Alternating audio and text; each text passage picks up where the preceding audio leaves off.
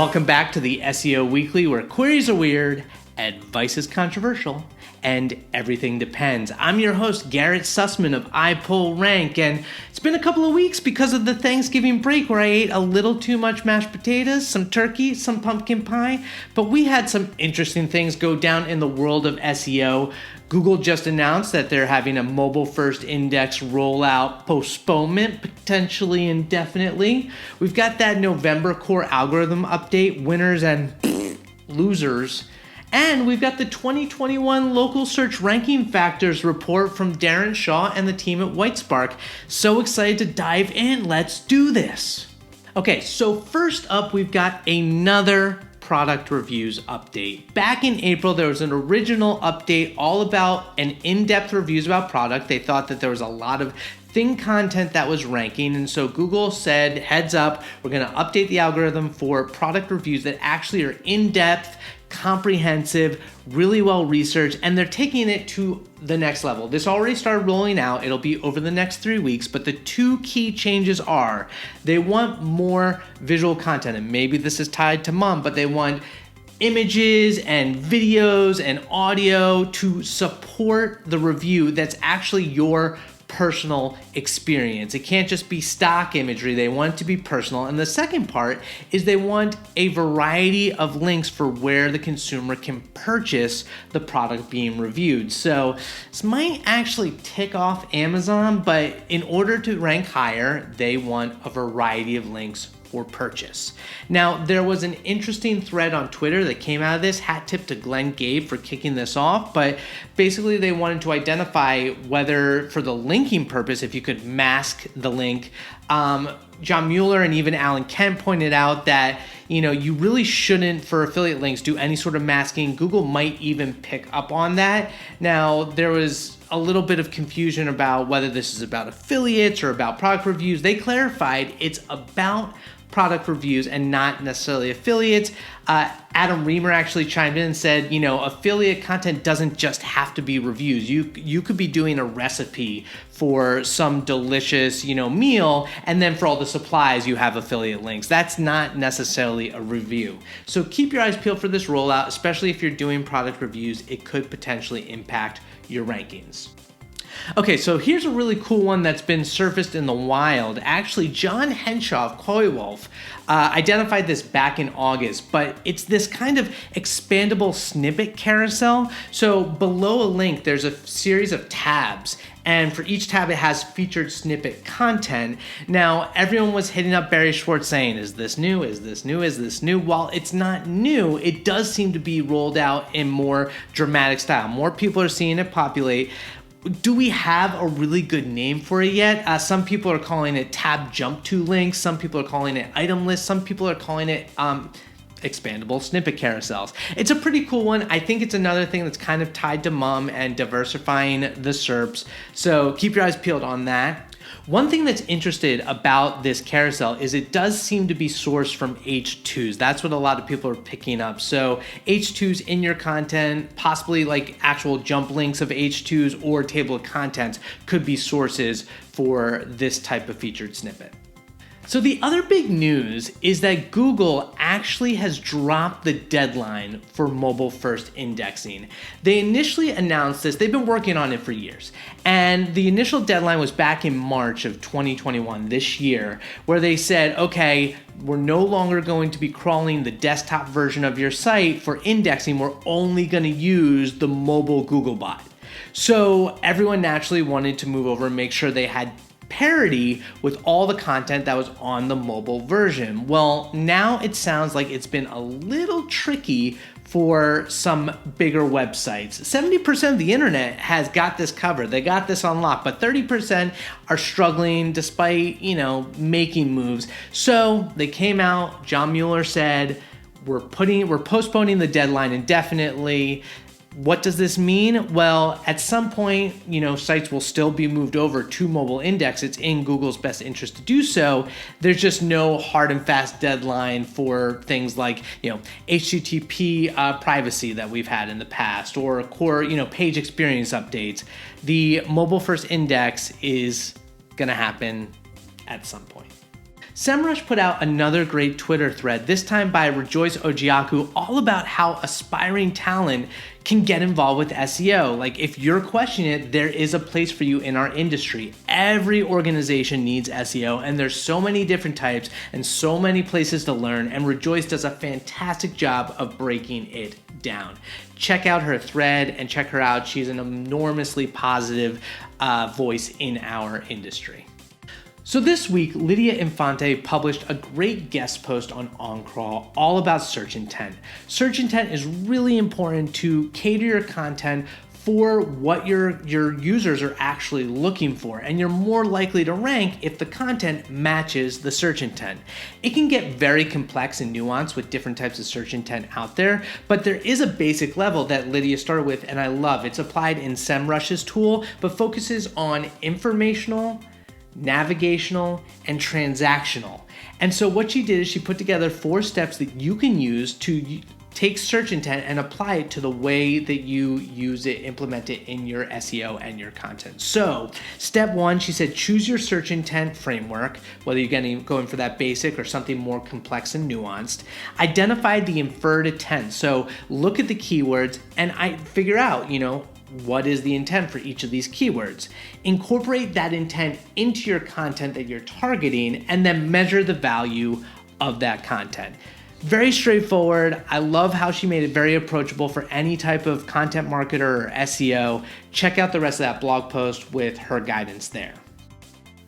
Okay, right before the Thanksgiving holiday and Black Friday, there was a major November core algorithm update, and we're starting to see some of the results of that come in. Some great analysis done. So first off was from Lily Ray. Lily Ray of Answer Digital does these winners and losers looking at Sistrix visibility metrics. And so what she found from the November algorithm update was that in terms of categories, reference material sites like dictionaries have seen the biggest gain. The same can be said for stock photo sites like Shutterstock, Getty Images, and iStock Photo. On the other hand, the biggest category visibility loss has been in both law and government. And then the actual site that had the actual biggest loss was Pinterest. So take that for what it's worth. Meanwhile, SEMrush's Mordy Oberstein did his own evaluation, and while he didn't look at those exact sort of metrics, he used SEMrush data, and he was able to find that compared to the July core update, there's more volatility across the board, every category except for real estate. So that's really interesting to see that there were a lot of changes no matter the category that you're in. That said, he found only 16% of the top 20 results for queries were from brand new URLs after the update. Check out the rest of the insights from both of those folks. Really great analysis that they're doing for all of these core updates as they come out from July to November and so forth, infinity and beyond. Christina LeVasseur of Media Sesh put together a really great presentation just identifying 10 questions to ask yourself as you carve your path in the SEO industry. I think it's really interesting whether you're working in-house SEO, working for an agency, trying to start out freelance, what it takes and what you really want in this career. She recommends doing it once a year. Her graphics and branding are outstanding, but some of the questions that she dives into, and she helps you along through her presentation, so definitely read through the article. But those 10 questions were, what does success mean to me? What do I want to be known for? What is the lesson in this uncomfortable situation? What are the trade-offs when I have to make a decision? Who am I trying to impress? And for me, I'm trying to impress y'all. What do I need to let go of in order to move forward? What investments do I need to make? Who can help me and who can I help? Am I stopping to check in with myself? And how can I make money work for me? I think they're good questions. I think they're nuanced. There's a lot to them, and we don't usually take the time to think about how these impact us, in our career, in our day-to-day when we're making these big choices. So check out her slide deck. She made it into a slide deck, and it's freaking great. Great work, Christina. Always love the stuff that she puts out there. Ross Hudgeons of Siege Media did a really great video all about high-impact SEO consulting. I love what his team puts out there. And so this one is particularly about when you're working either in-house or working with an agency or working with a consultant. How can you identify those high quality consultants versus someone who's just doing the best practices, fixing 404s because you're supposed to do 404s. So Ross broke it down in this great video. First off, he pointed out how to make an impact by ensuring the ROI equation makes sense and to focus on page results, so those money pages, and he goes further into depth in this video. The second part, which I really like, is proactive versus reactive sort of strategy. So with proactive being clients pay us to be the experts, to feel confident pushing for improvements and act ahead of the curve, beat algorithm updates. Basically, and we do this a lot at iPullrank when we're working with our clients. To be proactive is to identify opportunities before they become issues, like not waiting for just a tanking or algorithm update to try to recover, but to continue to win. Try to make moves that are getting you wins across the board.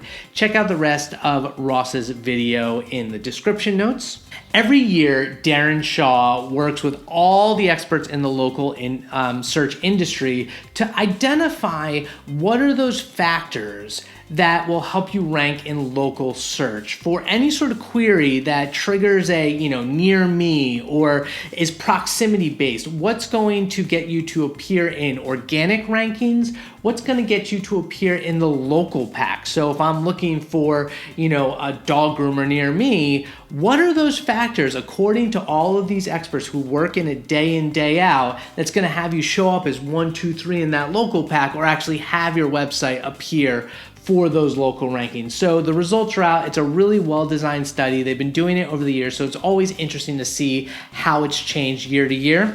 And so this year, when it comes to the top 20 local search ranking factors for the local pack, the experts think, and remember, this isn't what actually happens, like in terms of data. This is the opinion of people who work in the industry. So their top 3 were your primary Google business page category. The second factor would be keywords in the Google business page profile business title, and proximity to address from the point of search. So basically making sure that whatever people are searching for, if your category matches the category of the search for your business, having the keywords in the title, which you have to do your business name. Like for Google business profiles, you can't just keyword stuff the category. So there's either a certain amount of luck there or, like the way people to get high in the yellow pages back in the day would actually choose to make their business name the title of what people are going to search for. That's going to help you with your Google business profile. And then you can't avoid the fact of wherever the searcher is with their device, the proximity of your business. That's not something that's in your control, but that is a factor. Now, when it comes to actual organic rankings, what were the top 3 factors that the experts identify? Well, there's the quality, authority of inbound links to the domain. So to get your website to actually rank, the links to your domain are going to matter in their opinion. The volume of the quality content on the entire site. So if you have a lot of pages with a lot of really well-developed content, you're more likely to rank. And then finally, internal linking across the entire website. And that goes for much of SEO. When you have links internally to all of your key pages and all of your blog content, and it makes sense from a site architecture standpoint, that's going to impact your rankings organically. Great report. There's so much more there with insights from all the experts of why they think that's the case. So check out WhiteSpark's report. So a couple of weeks ago, I mentioned the data structure chapter of the HTTP Archive Web Almanac. Well, they've released the SEO chapter, and it's written by Patrick Stox, Tomek, Rudzki, and Ian Lurie. It was reviewed by Philly Weiss, Rob Titleman, and Jamie Indigo, analyzed by J.R. Oakes and Ruth Everett, and edited by Barry Pollard. Really important, great free resource when it comes to SEO. Our founder, Mike King, actually worked on the version from last year. This year's version includes a variety of categories and insights and info around indexability and crawlability, robot.txt files, canonical tags, page experience factors like Core Web Vitals, on-page elements like meta descriptions and meta titles, etc., links, AMP, Barry Adams, I know you love that they're including AMP, and internationalization. Great resource. Check it out. That's available for free. And then last week, Mike actually joined Jason Barnard for Kalicube Tuesdays. Really interesting, awesome. Well, I'm biased because I like the stuff that Mike puts out, but it's all about the value of content engineering.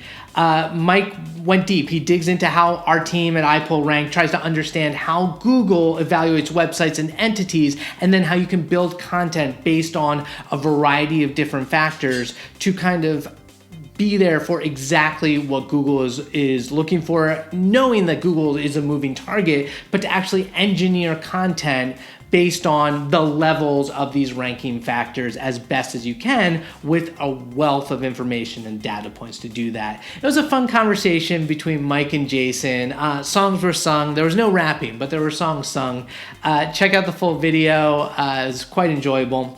And then our own Colt Sliva was on SMX Next. There was a recap of his presentation all about 5 steps to automate your SEO processes using simple programming tactics.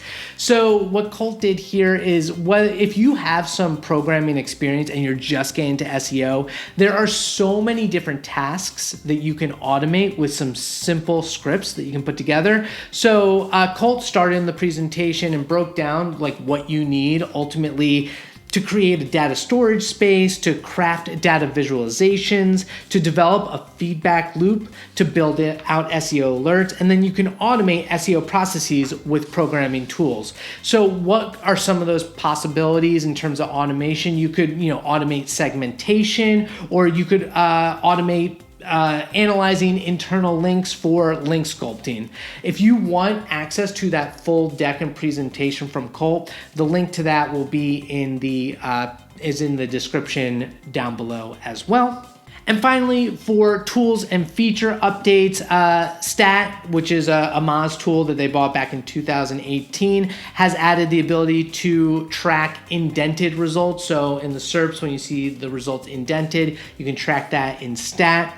Sistrix is they're doing a cool Christmas campaign where if you go to this page and you click to spin their Ferris wheel, they will donate to Barnard, which is, I hope I didn't butcher the name of that, but it's a food redistribution charity for every click of the Ferris wheel. I love that initiative. It's fun this time of year. And then Search Love, which is a great conference happening. There's one in San Diego next year. There's one in Philly. There's one in London. They're doing a call for pitches for people to speak at that event. Will Critchlow is involved with that, so check out that forum. That forum's there below as well.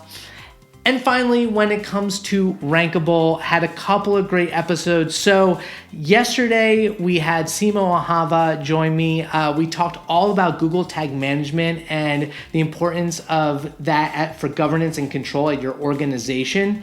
It's an important conversation around consent and privacy and how you can use server-side tagging in order to make that a reality. Simo is the master when it comes to tag management. He is even building a technical marketing course, or it has launched, it's about a year old, called Simmer, with all these great courses about server-side tagging and BigQuery. Check that out. And then next week, I'm being joined by John Doherty, who is the CEO and founder of Credo. They help businesses find agencies to work with for SEO and a range of different services. I'm excited to talk with John all about how to make that perfect marketing hire for your organization, which is a really important topic, and it's really hard because there's a lot of talent out there, but you have to get your pitch right. So check that out. Outside of that, I hope you enjoyed. It's so good to be back. We'll do one more SEO Weekly next week before we take off through the rest of the year and then come back strong in 2022. If you enjoyed this, please subscribe, give a like, share it on the interwebs. Appreciate you. I hope you're enjoying the holidays, and thanks again for taking the time and hanging out with me. And if you have some pumpkin pie left over, for those of you in the States from Thanksgiving, go chomp down. I'll catch you.